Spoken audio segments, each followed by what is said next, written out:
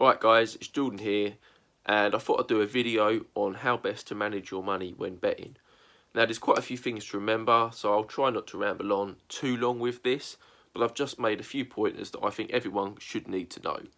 And the first thing I would say is have a betting fund. Now, this can be 20 quid, 50 quid, 100 quid, 200 quid, whatever you can basically afford at the end of the month.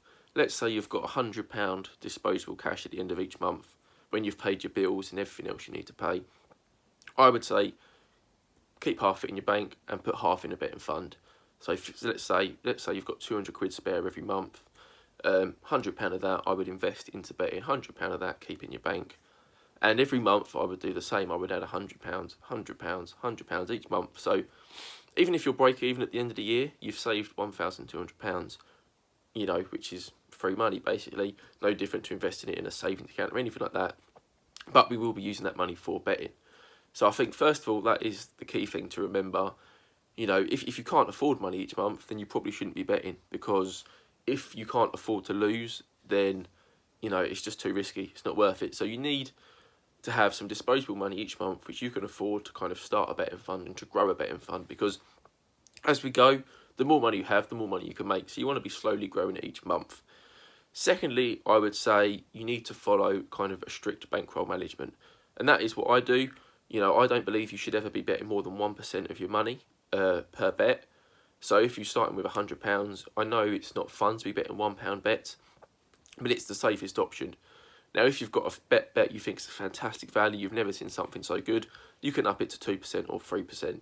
That's kind of the pattern I would follow. So if you start with, £200, if you've lost a few bets and you're down to 160, instead of betting £2 a bet, you're now going to be betting £1.60 a bet. And you've just got to kind of follow that as best you can. If you kind of want to have more fun with it and you want to grow your money quicker, and if you do lose your money, it's not the end of the world and you can afford to, to replenish it in a month's time, then you can go a bit higher. You can maybe go to 5% a bet, but that would be my maximum. I don't think we should ever be betting more than 5%, even if it's for fun, because otherwise it's just reckless gambling and long term you're going to lose money. Third, I would say, is to track your profit and loss. Now, hopefully, over long term, it's going to be more profit than loss, but you need to know where your money is. Now, you're going to likely have your money spread over 6, 7, 8, 9 different accounts, because you want to be getting the best value on each bet. So you're always going to be depositing, withdrawing on different sites. So keep a track. A lot of people use Excel, and I think that's fantastic. I used to do that myself, but I just prefer pen and paper, note it down, how much I've bet, what odds I've got, whether it won or lost. So at the end of each week, I know how much I'm up or how much I'm down. And, the bets I post on my page, I update, weekly anyway. And I also have my personal bets, which I post, sometimes for a bit of fun, sometimes experiments and that type of thing. And I just need to know how much I've won or lost for that week. And it's easy to find if you've got a pen and paper, or buy yourself a notepad, keep track of it. And it is really handy. Next, I would say, is to have a goal. What do you want to achieve from this?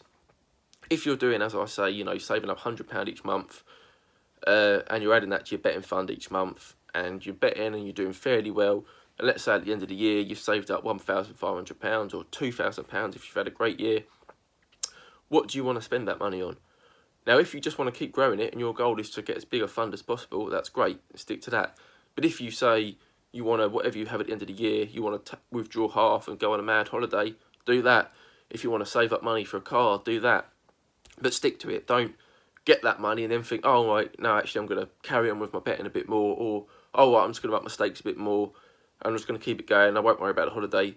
Because at the end of the day, we're all betting because we've got goals. Some of us have got bills to pay, some of us are doing it purely for fun.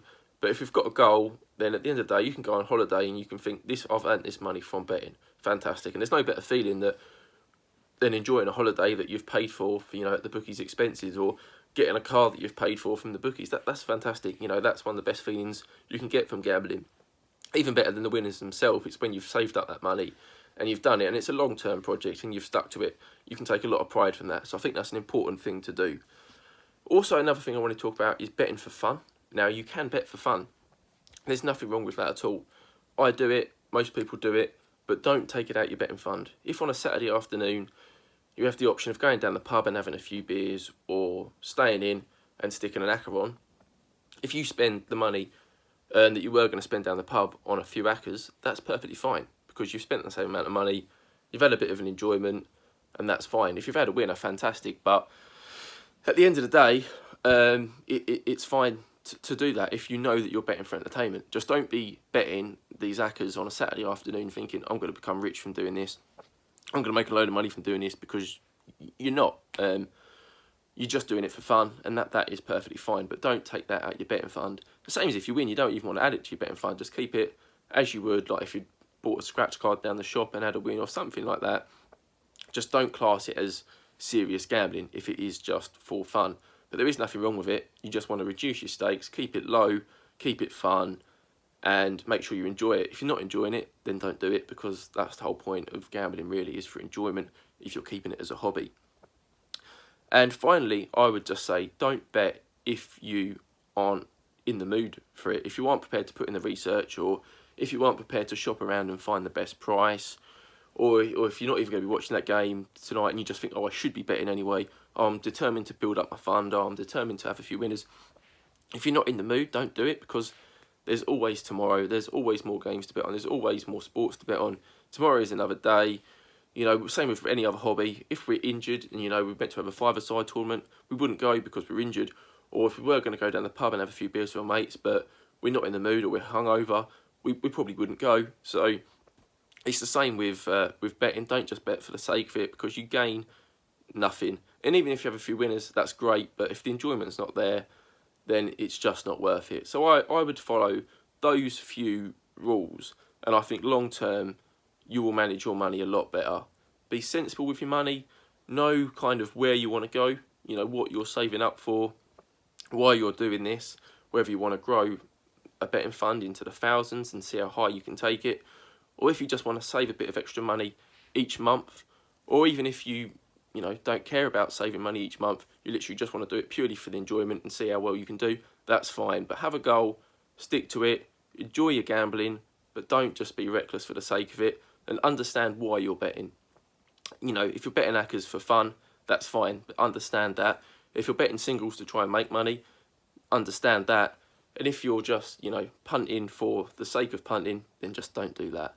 So I think if you follow them separate rules, long term, you can kind of build up a sensible betting fund, and, you know, you can follow me on my journey to see how high we can go, how much money we can make, and, you know, how much fun we can have. So I hope you find this video helpful. Sorry if I've rambled too long. And you can find me on Twitter at JJValueHunter. Thanks for listening.